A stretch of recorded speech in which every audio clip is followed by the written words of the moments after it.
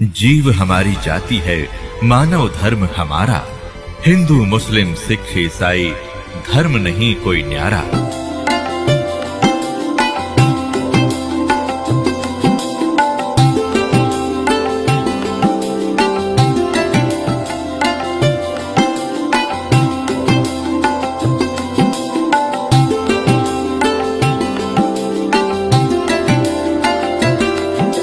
एक समय बनारस के अंदर, काशी के अंदर एक दामोदर नाम के बहुत बड़े व्यापारी रहा करते थे, बिजनेसमैन। उनका अपना एक पोत था, समुद्री जहाज था, और उसके साथ वो व्यापार करने के लिए समुद्र मार्ग से दूसरी स्टेटों में जाया करते थे।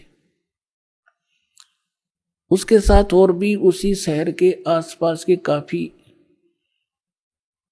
अन्य बनिए लोग भी साथ जाते थे उसके जहाज में किराए पर, और अपना सौदा लाया करते थे। सेठ जी बाहर गए हुए थे और पीछे से उनकी धर्मपत्नी, जिसका नाम धर्मवती था, वो बहुत धार्मिक थी। सेठ दामोदर भी बहुत नेक आदमी थे, भक्ति बहुत विश्वास करते थे परमात्मा। और हमारे हिंदू समाज के अंदर राम और कृष्ण, गणेश और इन भगवानों से ऊपर कोई हमारा इष्ट नहीं था। और ये सभी क्रियाएं हम किया करते थे, जो वो कर रहे थे, जो हम करते हैं वैसे ही वो किया करते थे। उसमें परमात्मा ने के बहुत से शिष्य हो गए थे और बहुत दुख दूर हो गए थे। एक दिन ऐसे ही उस सेठ की पत्नी धर्मवती के पास एक बहन गई उसके पास कि बहन, हमारे घर पर सत्संग है, आप आ जाओ। तो उसने सोचा चल मेरी ये वो बहन ज्यादा उसके निकट थी और पहले कई बार चर्चा कर रखी थी उसने परमात्मा की। तो कर्मवती ये कहा करती, कभी आसपास तेरे आपके गुरुजी आवे तो उसमें बताना, मैं दीक्षा अगर ज्ञान समझ में आ गया तो मैं दीक्षा लूंगी, वैसे नहीं लूंगी। तो उस बहन ने अपना सत्संग करवा लिया और उसको अपनी सहेली को आमंत्रित किया। अपने आत्माओं परमात्मा का ज्ञान, ओए होए, और ज्ञान सब ज्ञानड़ी, कबीर ज्ञान सो ज्ञान, जैसे गोला तोब को करता चले मैदान। परमात्मा ने सृष्टि रचना सुनाई। परमात्मा जहां भी नया सत्संग करते थे सबसे पहले सृष्टि रचना सुनाया करते थे, और फिर मालिक की वाणी में उनके शब्द में ज्यादा कसकती आत्मा तुरंत खिंच जाती थी। सारा ज्ञान सुना। धार्मिक देखो, पुण्यात्मा होती है ना, वो घनी अटबट नहीं करा करती, सारा प्रमाण सामने। और फिर अग्रम अग्रम तो धर्मवती उस बहन का एकदम सिर गया शरीर। जब सत्संग परमात्मा ने कर लिया 2 घंटे और बैठ गए, 10-20 भगत थे, अपनी अपनी कहन लगे। तब उसने परमात्मा ने कहा बेटा दीक्षा लेगी। वो कहने लगी महाराज मेरी आत्मा तो मानना है, मैं दीक्षा लूं आपकी, मुझे ज्ञान पूर्ण रूप से समझ में आ गया।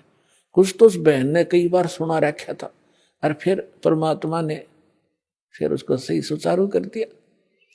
पर भगवान मेरा एक समस्या है मेरे सामने। तो परमेश्वर कबीर जी ने कहा बोल बेटा क्या शंका है वो बता मुझे। कि यूं कहा करें, यूं सुना है मैंने कि जोड़े में नाम लेना चाहिए। मेरा पति गया हुआ प्रदेश में धन कमाने के लिए, और वो आ लेगा तब नाम लूंगी, लेकिन मैं अब मुझे ऐसा लग रहा है कि मैं इस घर से बाहर कदम रखूंगी आपकी झोंपड़ी इस स्थान तक, कभी मेरी मृत्यु ना हो जाए। आज मुझे आपके सत्संग से एक एक पल भारी हो गया कि ये जीवन नाश हो रहा है मेरा, तो मैं नाम कैसे लूं। परमात्मा बोले बेटा ये भ्रम जो इन मूर्खों का पैदा किया हुआ है, तुम एक दिन जन्मे नहीं, एक दिन मृत्यु नहीं होगी। आपके पति आपसे बड़े हैं, वो पहले जन्म हुआ, आपका बाद में हुआ। और दूसरी बात यह है कि अध्यात्म मार्ग में फिर उसने कहा जी मैंने उनसे पूछा नहीं है, और आज तक मैंने कोई भी काम उनसे बगैर पूछे किया नहीं है। और कहीं वो मुझसे नाराज ना हो जाए, मैं पाप की भागड़ ना बन जाऊं। परमात्मा ने कहा बेटा आत्म कल्याण के मार्ग में किसी से पूछने की आवश्यकता नहीं, और सभी कामों में सलाह ले सकते हो, सभी बातों में, इसमें एक पल भी देर नहीं करनी चाहिए, कोई पाप नहीं लगे। अब वो चाहे नो ठीक, गुरु जी के मुख से जो शब्द सुन लियो फाइनल सच्ची है, महाराज फिर दीक्षा दे दो।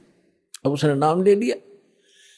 अब रोज ये मंत्र आप देख रहे हो, ये मंत्र दिया करते दाता सबसे पहले, केवल बीच बीच के 5। अब हम हिंदू इनके ऊपर आरूढ़ थे ही, लेकिन वो मंत्र गलत जाप करे थे। ये मूल मंत्र है इनके।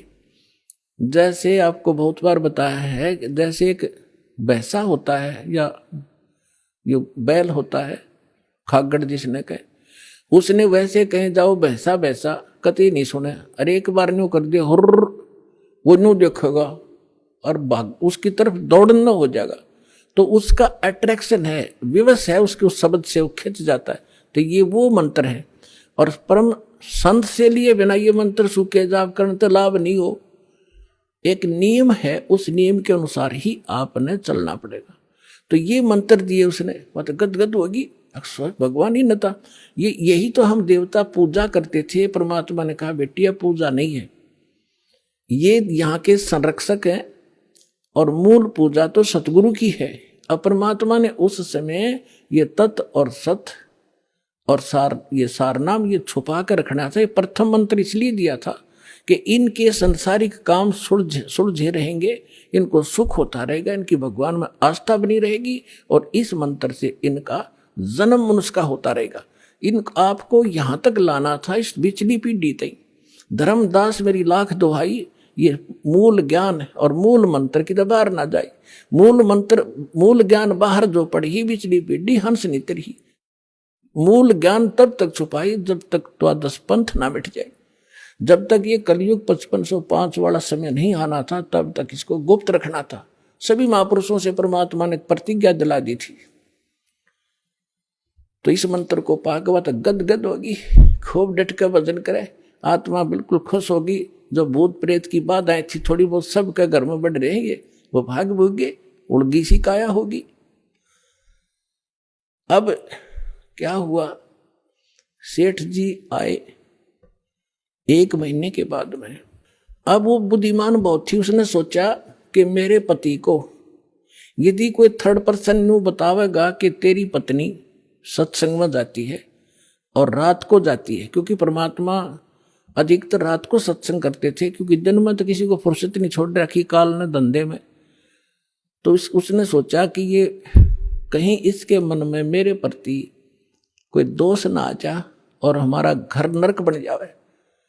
अब क्या हुआ, जिस दिन वो सेठ वापस आया उसी दिन सत्संग था भगवान का और किसी के आसपास ही। तो उसने सोचा कि अपने पति को मैं पहले बता दूं सारी कहानी, और ये ऐसा व्यक्ति है अगर मेरी बात को यूं मान लेगा तो फिर ये किसी की नहीं सुनेगा। तो जब वो खाना खाने लगा, खाना खिलाते समय उसकी पत्नी ने कहा जी मेरे से गलती बन गई और मुझे क्षमा करोगे, माफ करना। वो कहने लगा कि मैं अपनी पत्नी पर विश्वास करता हूं, मेरी पत्नी ऐसी गलती नहीं कर सकती जो अक्षम्य ना हो। फिर भी बता अक जी सचमुच माफ कर दोगे, गुस्सा तो नहीं होगे? अगर ना तो बता।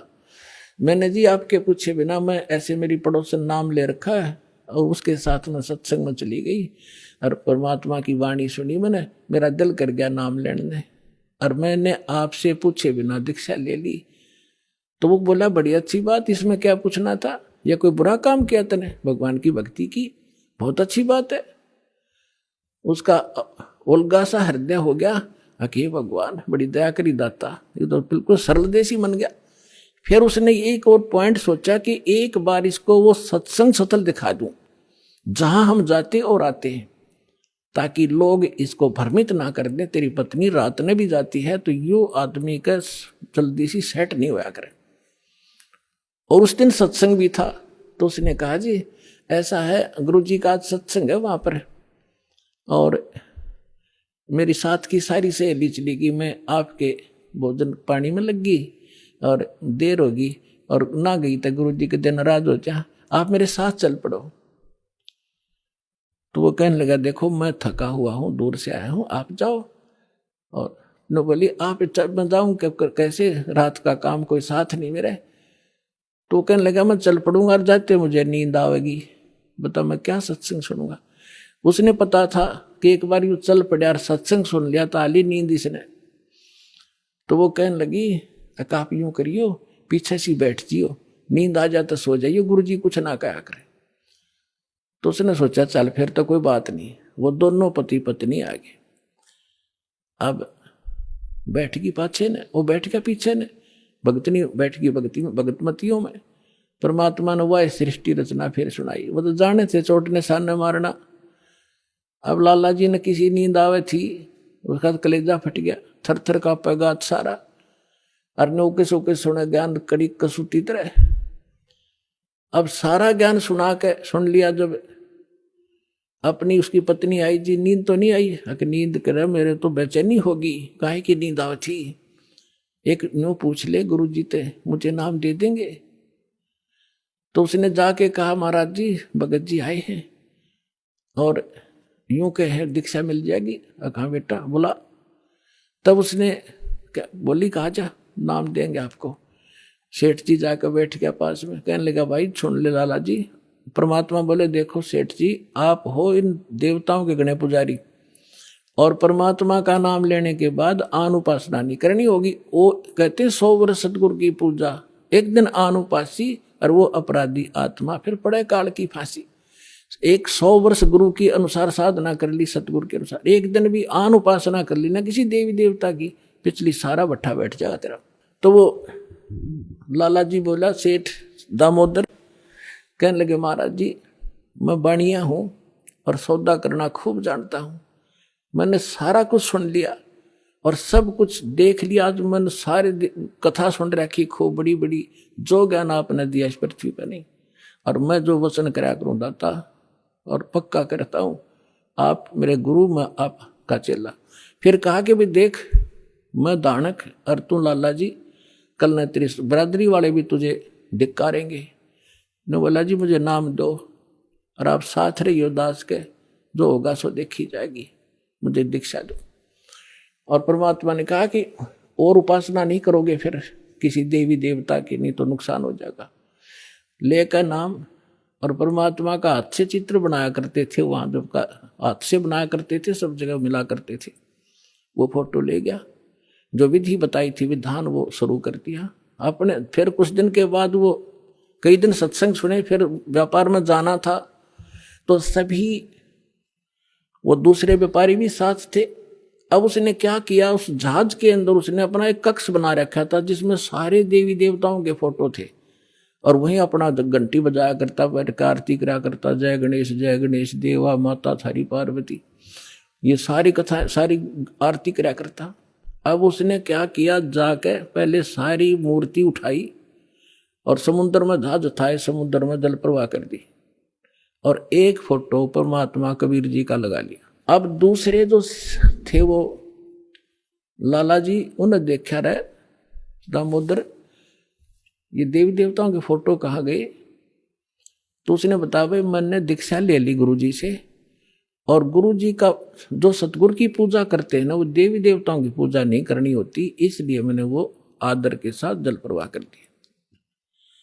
तो वो सारे कहने लगे रहे तू भट्ठा बैठावेगा, तेरा नाश हो जाएगा, तने कहाँ एक क्या क्या है ये कबीर, ये धानक एक दुलाहा, इसकी कड़फंटी में आ गया तू, कहाँ बातों में आ गया, तने देवता छोड़ दिए, रामकृष्ण जैसे बलवान भगवान छोड़ दिए, देखना तेरा क्या होगा। वो बोले भाई कुछ भी हो मेरे साथ, आप अपनी क्रिया करो, मैं आपको ना कहता, आप मेरे पीछे क्यों पड़ गए, मैं अपनी करूंगा, आप अपनी करो। अब उस दिन उसके बाद उसको कबीर कहने लगे कि यू आ गया कबीर, दामोदर कहना छोड़ दिया। ने बोला भाई कुछ भी कहो, थारी भी जी पवित्र है, भगवान का नाम लेने थे, ठीक है मुझे मालूम है तुम किस विषय से कह रहे हो, कोई बात। अब वो चले गए और सब अपना माल लाद के बच्चों समेत जा रहे थे कुछ तो, क्योंकि 3-4 महीने वापस आया करते थे।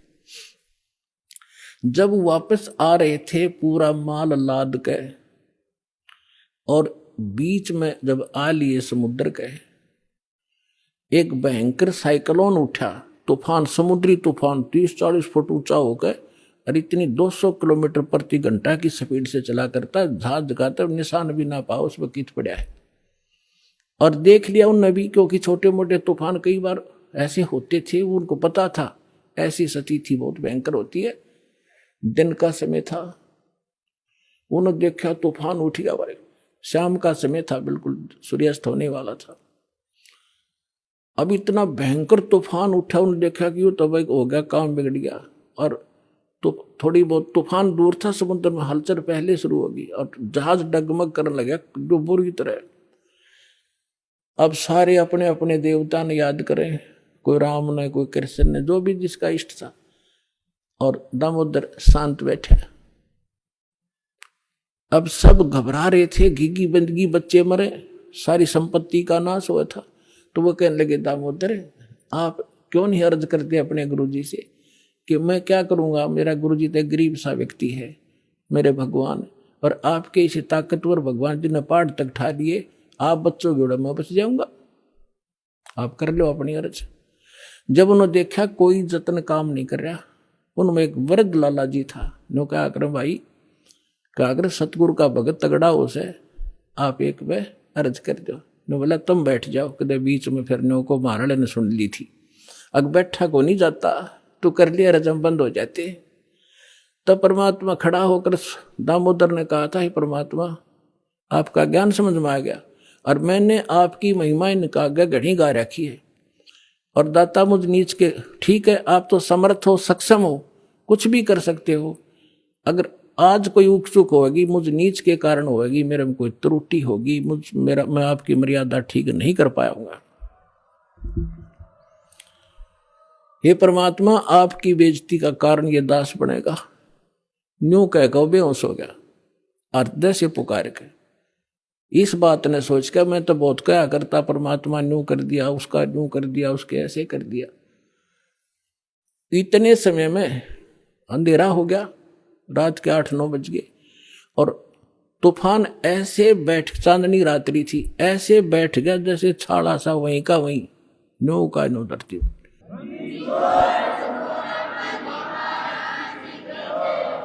और समुद्र के जल में जरा सी भी हलचल नहीं। अब उस दामोदर को पानी के छींटे छाटे मार के मुंह पे होश में लाए। तब उन्होंने कहा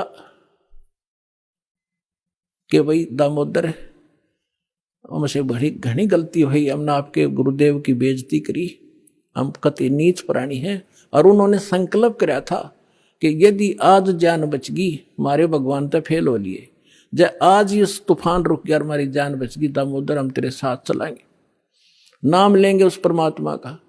तब दामोदर को कंधे पे बैठा लिया उन लालाओं ने, हर ने बोले बोलो दामोदर की जय। ने बोला नहीं, जय बोलो जिसने यू काम कराया है, बोलो कबीर परमेश्वर जी की जय हो।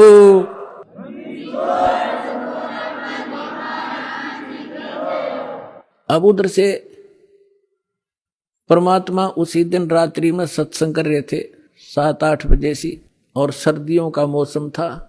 अब कुछ भक्त सामने आसपास बैठे थे, एकदम परमात्मा ने क्या किया, ऐसे मुंह पर कर नो हाथ फेर कर ऐसे झटका दिया, आसपास के बैठे भक्तां के छींटे लागे। उन्होंने सोचा भाई पसीने कैसे आगे सर्दी में, गुरुजी आपका पसीने आगे? तो प्रभु बोले ना भाई पसीने को नहीं आए। और क्या था, ये पानी कहाँ से आ गया? कि मेरे भगत का जहाज डूबा था, दामोदर सेठ नहीं था, भी नाम लेकर गया था, हाँ जी, उसका जहाज डूबा था भाई, अब वो उसने बचा कर आया हूं।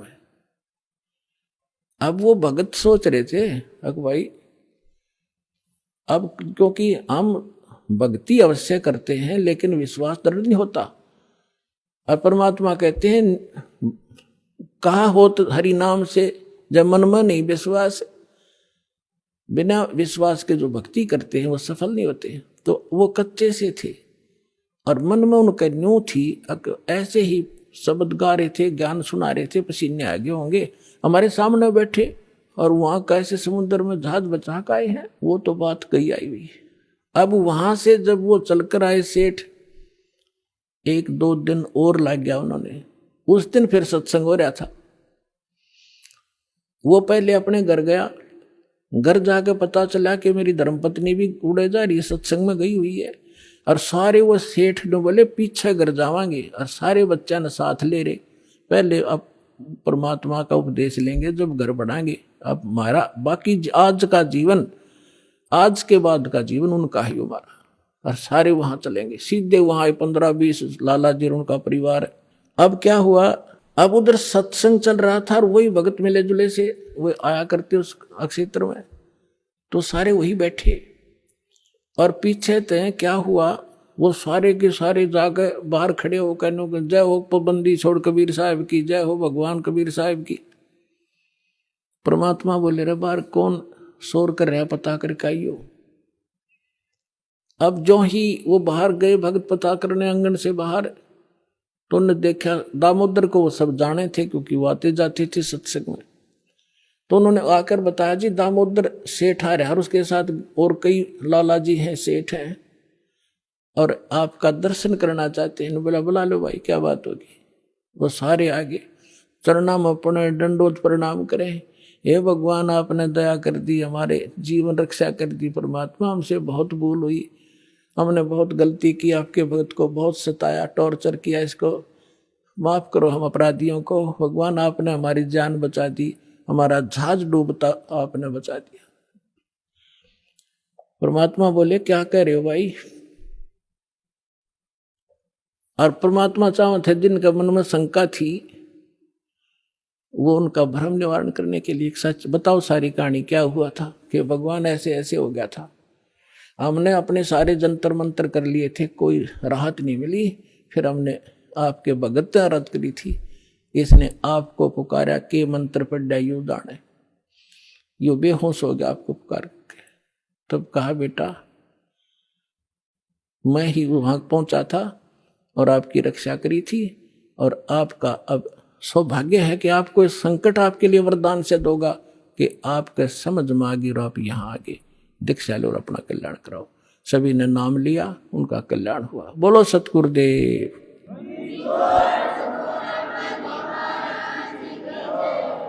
दामोदर सेठ के हुए थे अकाज, अर्ज करी डूबता देखे जहाज। दामोदर सेठ के हुए थे अकाज, अर्ज करी डूबता देखे जहाज।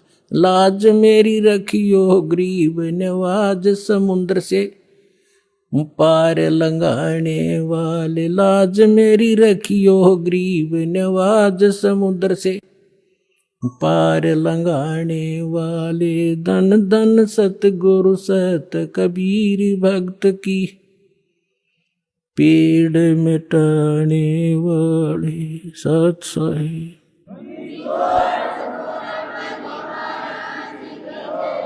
आप सुन रहे थे जगत गुरु तत्वदर्शी संत रामपाल जी महाराज जी के मंगल प्रवचन। अधिक जानकारी के लिए विजिट कीजिए हमारी वेबसाइट www.jagatgururampalji.org। संत रामपाल जी महाराज जी के शुभ आशीर्वाद से पूरे विश्व भर में 500 से भी ज्यादा नाम दीक्षा केंद्र हैं, जिन पर संत रामपाल जी महाराज जी द्वारा ऑनलाइन निशुल्क नाम दीक्षा दी जा रही है। अपने नजदीकी नाम दीक्षा केंद्र का पता करने के लिए संपर्क करें 8222880541।